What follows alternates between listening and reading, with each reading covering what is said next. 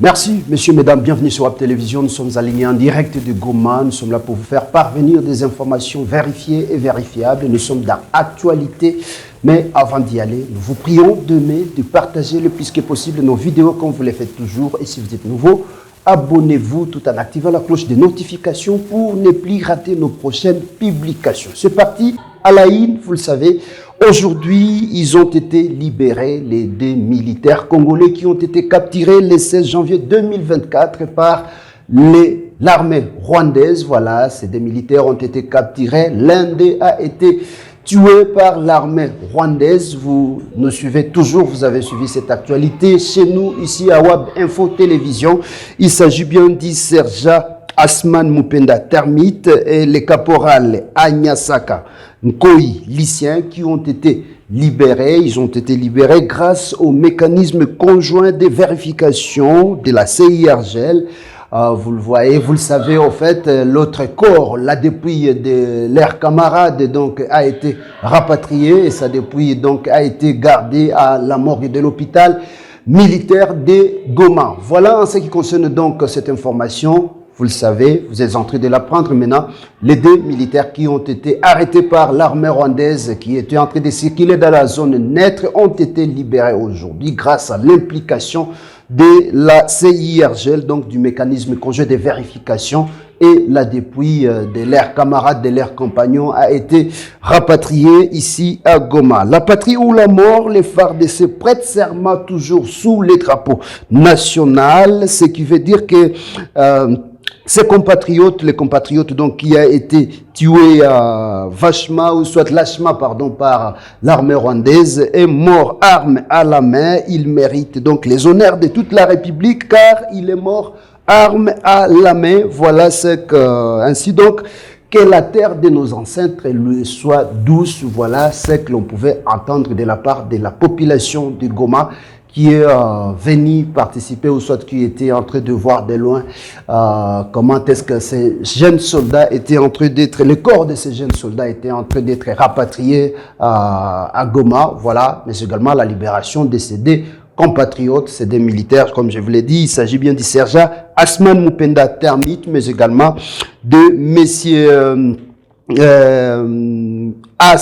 Anyasaka Nkoi Lycien, voilà. Ils ont été donc libérés en ce qui concerne l'actualité. Mais également, vous devez le connaître, vous devez comprendre, aujourd'hui, toujours et encore, des frappes de l'aviation de FARDC continuent à faire la une. Aujourd'hui, vous le savez, la guerre continue, les affrontements continuent toujours dans les Massissi entre, d'une part, les jeunes résistants patriotes Ouazalendo, d'une part, mais également d'une autre part, les forces armées de la République démocratique du Congo, soutenues par la force régionale de la SADC, qui jadis ont déjà lancé des opérations conjointes. Ça a été signé récemment. Vous suivez toujours Web Télévision pour être informé par rapport à ces genres d'actualités. Sont en train d'en découdre, sont en train de faire face à la rébellion du M23, aux terroristes du M23 soutenus par Kigali, vous le savez. Après donc de frappes, des précisions de l'aviation, de FARDC sur les bases des terroristes du M23, vous le savez, les mouvements rebelles a eu à perdre beaucoup d'éléments, mais également beaucoup de munitions, car leurs bases ont été détruites, mais également des dépôts de munitions ont été détruits jusqu'au point où la rébellion a eu à faire un communiqué par rapport à des pertes énormes qu'elle a eu à perdre face à l'armée loyaliste. Et vous comprendrez que dans cette partie de la République, plus précisément dans les Massissi, où le M23 est en train de connaître des revers chaque jour par rapport grâce à l'aviation de l'armée congolaise, le M23, nous venons de l'apprendre, c'est ce qui fait d'ailleurs la grande actualité. Le M23 a changé de tactique, l'ennemi a changé de stratégie, l'ennemi a bon jugé, c'est-à-dire le M23, soutenu par l'armée rwandaise, a jugé pour changer de stratégie. Et la première stratégie, le M23, nous avons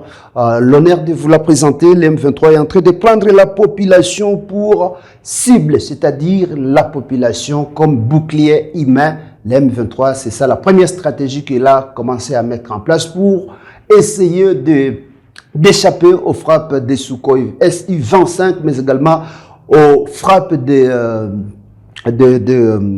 aux frappes, pardon, des drones, voilà, aux frappes des drones de FARDC, voilà, le M23 qui a déjà pris comme stratégie la population comme bouclier humain afin de faire ce qu'on appelle une diversion. Mais également, au-delà de prendre la population pour bouclier humain, comprenez que les M23 dans les Massissi a pris le courage de déplacer tout son arsenal, donc son armement lourd, afin de le placer aux côtés des églises, aux côtés des places publiques, voilà, là où il y a des écoles, des hôpitaux, des églises, pour empêcher au fait à l'aviation congolaise de pouvoir continuer à bombarder leur position, car cela va devoir emporter, c'est-à-dire les frappes vont devoir emporter des populations civiles. Voilà donc les tactiques de la rébellion du M23, mais également la dernière stratégie que le M23 venait de mettre en place et de diminuer le nombre d'effectifs qui se trouvent sur leur position. Le M23 a décidé donc de pouvoir diminuer, réduire le nombre de détachés qui étaient qui campent sur leur position, voilà, au lieu de 2 ou 3, 5, 10 comme c'était auparavant. Le M23 s'est décidé de pouvoir laisser un ou deux éléments en train de surveiller leur position tout en creusant, en restant dans des forts terrestres. Comme vous le savez toujours, les M23 ne cessent de créer des trous où ils se cachent, c'est-à-dire des cachettes souterraines où l'ennemi est en train de se cacher à chaque fois pour devoir échapper aux tirs ou soit aux frappes de l'aviation congolaise. Voilà donc en ce qui concerne les stratégies que l'M23 qui est en train de mettre en place pour tenter d'échapper, comme je vous l'ai dit, aux frappes de l'armée congolaise. Pendant ce temps, il faut savoir que les affrontements continuent. C'est jeudi 18 janvier 2024 dans la partie est voilà de la ville de Goma, dans la partie ouest pardon de la ville de Goma, plus précisément dans les Massissi à Karouba par exemple, où les rebelles ont abandonné leur position pour devoir se camoufler dans la population civile. Les jeunes résistants patriotes Ouazalendo qui ont les contrôles de la route qui vient de Kobo jusqu'à Karouba, en allant vers Ngungu, alors que les terroristes du M23 sont visibles et seulement sur les collines vers l'antenne de Karouba. Voilà en ce qui concerne donc les informations qui nous viennent du terrain, des informations qui sont vérifiées. Vous comprenez que les M23 ont abandonné leur position dans les Karouba pour devoir se regrouper auprès de la colline, ou soit auprès des collines de Karouba, et que les jeunes résistants patriotes Ouazalendo contrôlent la route qui vient de Kobo jusqu'à Karouba en allant vers Ngungu, pour ceux-là qui connaissent très bien la géographie du territoire de Massissi et de la province du Nord Kivu. Et face à cette situation d'horaire et de frustration, de pareil, de messages donc de consolation, ou soit des messages de consolation circulent sur la toile, ils payeront, c'est-à-dire de la part des rebelles du M23 et ses acolytes, ou soit leurs lieutenants, ou soit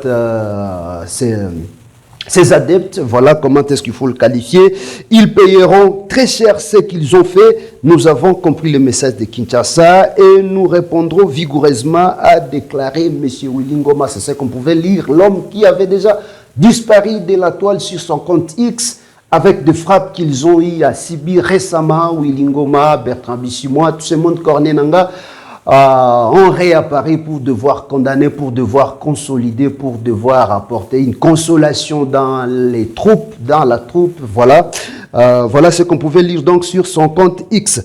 Et en ce qui concerne cette guerre, pour devoir finir, ou soit pour devoir conclure cette actualité 10 jours, vous comprendrez que tout est question d'État, tout reste à croire, voilà, que nous sommes en train de cheminer, tout reste à faire croire que nous sommes en train de cheminer vers un tournant en ce qui concerne donc cette question du M23, car d'ici là, les 20, il nous reste pratiquement 2 jours. Le président Élie Félix Tshisekedi devra prêter serment, et comme il reste ferme dans ses décisions de ne pas négocier avec les rebelles du M23, on suppose, on reste très optimiste que d'ici là, les M23 sera bouté dehors.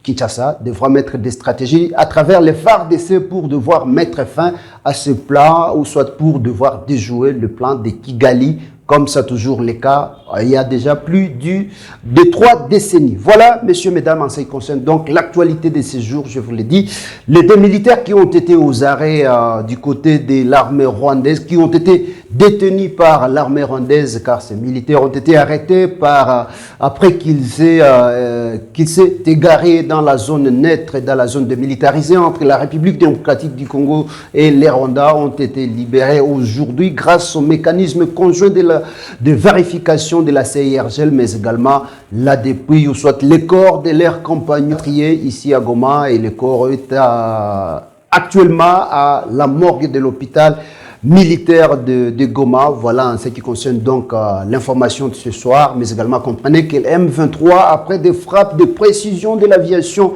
de FARDC, le M23 a changé de stratégie. Le M23 procède actuellement au camouflage en prenant la population pour bouclier humain, la population civile bien sûr.